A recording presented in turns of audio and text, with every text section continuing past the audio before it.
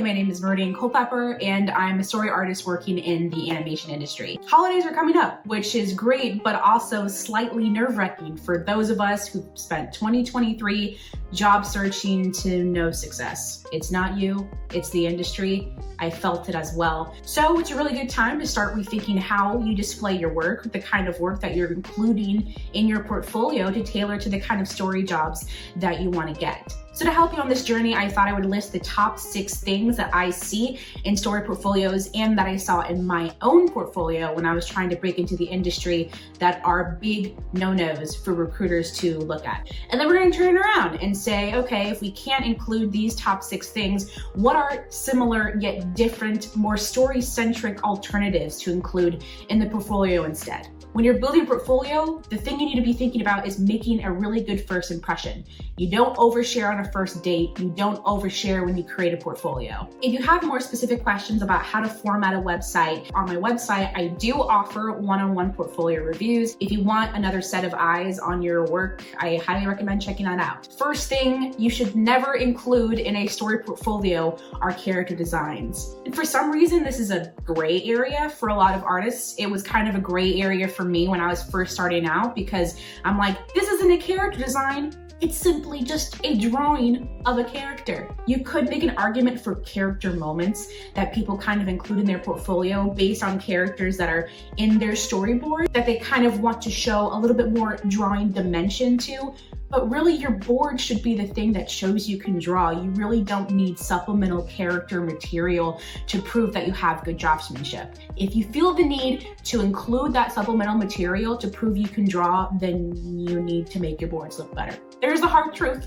Number 2 is animation. Kind of ironic, right? Because this is the animation industry, so you think having animation skills could be a plus. It can help you get further in your story career, but it actually doesn't do much for you, especially if it's an animation reel and it has no beginning, middle, and end that is the story structure. If it's simply just showing your animation, it has nothing to do with story and doesn't have a place in your portfolio. Third thing I see, way too many pieces. People want to throw everything in the kitchen sink into their portfolio like it's gonna make you look better, but it really is gonna work against you.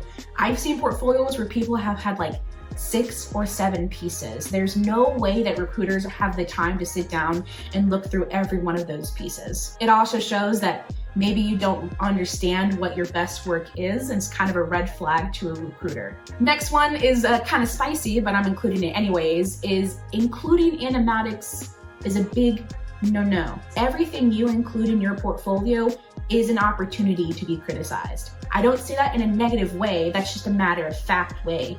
So if you're applying for a story position and you're showing an animatic, not only are they going to be criticizing your draftsmanship and your story knowledge, but now they're also going to be criticizing your editing of the video and how you present your information. Your skills of story editing don't really matter as much as your skills in terms of draftsmanship.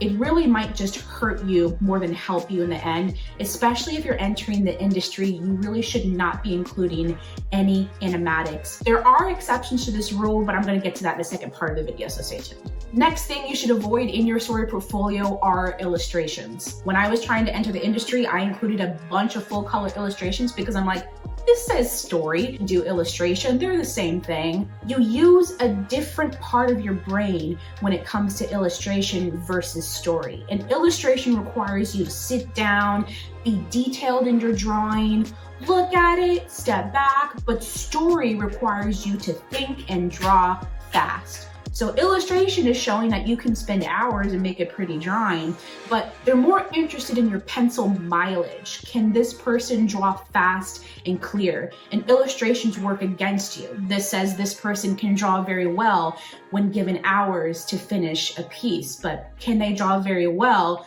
on a tight timeline? Last thing on the list of please do not include in your portfolio are full color comics. This one is more of a you can take it or leave it because there have been many story artists who have gone over from the comics industry into story. But if you're just starting out in either industry, I wouldn't put full color comics into your portfolios because it leers on the edge of illustration. To kick off our list of alternatives to each of these 6 things, we'll start with the exception to full color comics. Including comics in your portfolio is actually a huge plus, but the way you do it and the way you present your work really matters. I always say that including you, your experiences, your life, your personality into your portfolio is a huge win for studios to kind of want to pick you out and put you on their team. And so any comics that can derive from experiences in your life, keep it minimalistic, keep it clean, keep it loose. It also can show that you can translate your life experiences into a visual medium, which tells them if I give this person a script, they're able to translate the words on the page into a visual medium. So it really can help you in your portfolio. Instead of full color illustrations,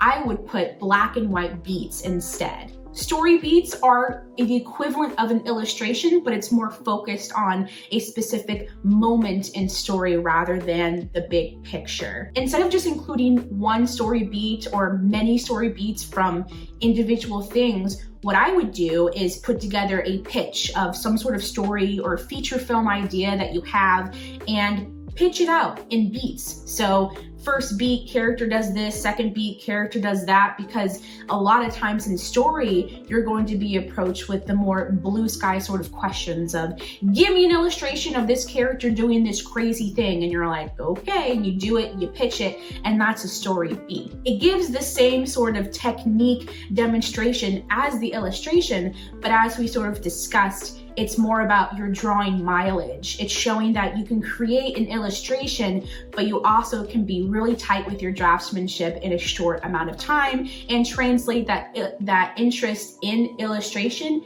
into an interest in story. All right, back to the no animatics rule. If you have a fully animated student film that you created, absolutely include that video. That shows your story capabilities. You storyboarded the film, you animated the film, you directed it, whatever. Absolutely include that in your portfolio. Another instance where you can include animatics in your portfolio are people who've been in the industry for 3+ years. A lot of your work will be edited by professional editors on your productions, and for sure, include clips of those in your portfolio. That will definitely help you. I would just stay away from anything having edited yourself that is not professionally timed and edited, no matter if you think you're super talented in that area or not. Another exception to this rule can be a video recording of you actually pitching your material. So you can control the pace in which you click the slides. You'll be able to pitch it yourself. And so it'd be kind of cool to kind of show them, I also have these pitching skills as well as these drawing skills. But I would only do one video like that. I wouldn't do your whole portfolio with you pitching the material, especially if you're just trying to enter the industry. Instead of throwing everything at the wall with a ton of samples, I've always been told the sweet spot for story samples is anywhere from 3 to 4. Personally, I think 3 is too little for me to show my range, so I kind of lean towards 4, but making sure that you're hitting all of the different genres that you want to cover in your own individual interest and style. So it should be, one is comedic, one is drama, one's focused on acting, and one's focused on action. If you can categorize those 4 different things to just 4 really strong pieces that someone can just click through, you'll be just fine. If you need help, don't forget to ask your peers, an industry professional, even your friends and family will be able to tell you what they're most reacting to emotionally versus other pieces or not. I know for me personally, it was really difficult after I exited Skydance to pick out the work that I thought was the best, because it was different from what my peers thought was my best work. And at the end of the day, I really had to go with what my peers majority thought was my best work, because they're going to be more objective about what is good rather than me when it comes to my industry work. The exception to the no animation rule is including some frames in your storyboard samples that are more animated in nature. Don't make your whole piece animated and superposed out. That's kind of a red flag to a lot of recruiters, unless you want to go for Disney. Disney loves that sort of stuff, but I don't have the time for that. It's always a good idea idea in each sample to have some really tied down boards, really nice drawings, and then you can kind of have your scribbles in the middle and then end really strong. You know, it's just like your portfolio. You start really strong, have your okay stuff in the middle, and end really strong. That's kind of how you should also approach your storyboards as well. So don't be afraid to get a little fancy. Don't be afraid to have those sexy drawings. Don't be afraid to show off, just at the opportune times for which your story requires it. And last but not least, the exception to the no character design rule. What can you put in place of character designs that show that you have a good understanding of anatomy and draftsmanship when it comes to the human figure? Well, something that I've discovered is a good replacement for that is sort of storytelling gestures. My perception of gesture drawing has really changed in the past year. It's less about copying what I'm seeing, but more about interpreting what I'm seeing in my own special story artist lens way. Have them doing something, actions, interacting with other people. I always find that these types of drawings that I do, I'm more proud of and more fond of than the character designs or things I come up with myself, because art imitates life, and there's something very charming and something very easy about having to sort of illustrate what you see. I know things have been really crazy and totally out of the normal in terms of finding gigs in the industry, but I know that next year has some great opportunities in store for all of us. Thank you so much for your support in my journey making this new channel. The goal here is just to share the knowledge, to make industry experiences in my journey and advice more accessible than it was when I was trying to break in. Happy holidays, everyone, and go make some amazing stuff.